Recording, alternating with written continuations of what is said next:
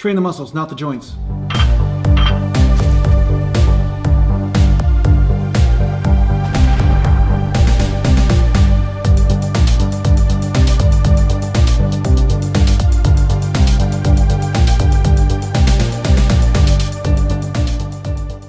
Welcome back to Natural Gallant Bodybuilding, and today I want to talk to you a little bit about how to use range of motion in order to intensify the stimulus on a certain muscle group.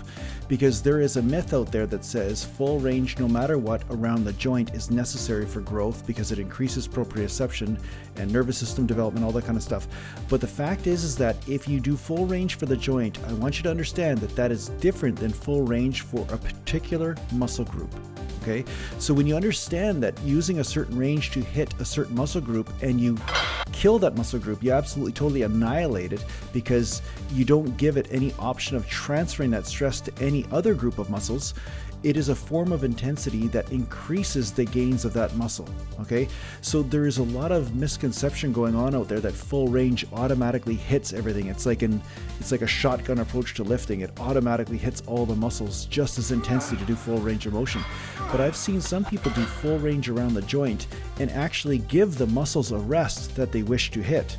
And sometimes I've seen this with squats, I've seen this with bicep curls, I've seen this with lots of different motions, even back training. A lot of times people will pull with the back for one part of the movement, and then they'll pull with the biceps for another. What a lot of supposed experts are saying on the internet is that you must do full range no matter what throughout the entire joint at all times in order to get stimulus because you get more proprioception, more activity throughout the body, all this kind of stuff. Well, yeah, you will get more activity through a number of different muscles, but the problem is that you will be transferring the stress from one group of muscles to another group. So really what you're doing is giving one group of muscles a rest while the other ones take over, and then you pass on the stress from one area to the next, right? So although doing the exercise with full range is effective for overall exercise and burning calories, it might not be as effective in hitting a certain muscle group with the type of stress you want to hit it, okay? So this is the thing. I saw guys do bicep curls for years, and my biceps were about 2 inches around bigger than they were, even though they were about 6 inches taller than I was. And I'd look at them train their arms, and what they would do is curl, and then they come all the way up to the top and start bringing in some of their front delt into the movement, and then they come back down, all the way down, and then they engage their biceps again at the bottom, and then they come all the way up again and engage their front delt. So what they were doing was transferring the stress from the bicep, and yes, they were getting more proprioception in the shoulder and in the different heads of the bicep, but the fact is that it was not quite as intense as what I was doing, where I was doing a range of motion that was keeping the tension on the area I wanted to hit, which was the bicep brachii. And sometimes it was the inner head, sometimes it was the outer head, but I was making sure that those heads were hitting failure and I was getting the results from it. But of course, when they started to look at me, they would say, "Jason, why are you not curling all the way up?" Well, the thing is, I was keeping my elbows back and I was just curling the arm, but all I was doing was bending the arm. That's what the bicep does. It bends the arm. And yes, the bicep does assist with lifting the arm forward. Okay, so there's a certain amount of lifting that goes on. So it does assist the shoulder. It does assist the front delt basically in lifting the hand upwards. The problem is that once you start to include that, the percentage of bicep usage starts to go down, and then the shoulder starts to take over, and this basically takes the stress off other heads of the bicep. So this is why choosing the range of motion can actually be more intense on certain muscle groups instead of always doing full range just no matter what. Now, I'm not against full range. I totally believe in full range and doing full range movements for the overall body development and for flexibility and all this kind of stuff. But the thing is that you have to assess what is your goal from the exercise. What is it you want to accomplish? And your full range may change depending on what your goal is.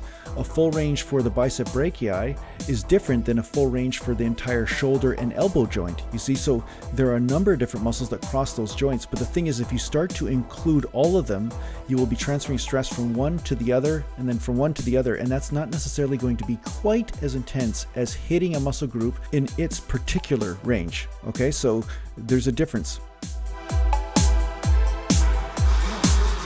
My machine. That's how you beat your enemies. You wait till they're weakened from their set and then you attack.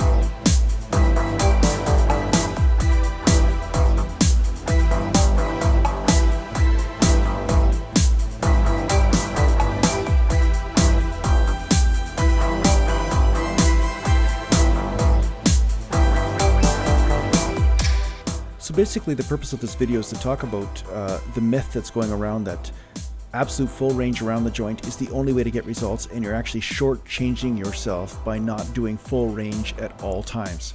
And I'm just saying that that is bullshit, because full range for a certain muscle group is different than full range for the entire joint. And sometimes by doing full range, you're actually giving your body, or giving certain parts of your body, rests while you're transferring the stress to different things. So basically when you're squatting all the way down, at some point you'll notice that your quadriceps are taking more of the stress, then your hamstrings might be taking more of the stress, then your glutes might be taking more of the stress, and then as you come up, this may transfer in the opposite order depending on how you're built. But the bottom line is that there will be almost like a line of people handing a bucket of water down the line. It's the same thing when it comes down to an exercise. As you go through the different ranges of motion, there will be different muscles that take the majority of the stress. We got 3 minutes. So the thing is, full range for a particular muscle group is different than full range for a particular joint, because a joint will have a number of different muscles surrounding it, and through different ranges there will be different muscles that take most of the stress. They take over, right? So at some parts of the range of motion you may have a certain part of your muscle take over the stress, like your bicep may take most of the stress from the first 90 degrees of the exercise, but then as you bring the elbows forward, then your front delts start to come in a little bit more.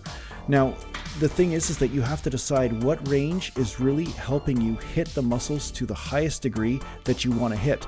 And sometimes by going too full range, sometimes by taking the full range too deep, you're actually transferring the stress from the muscle you want to hit to another group of muscles.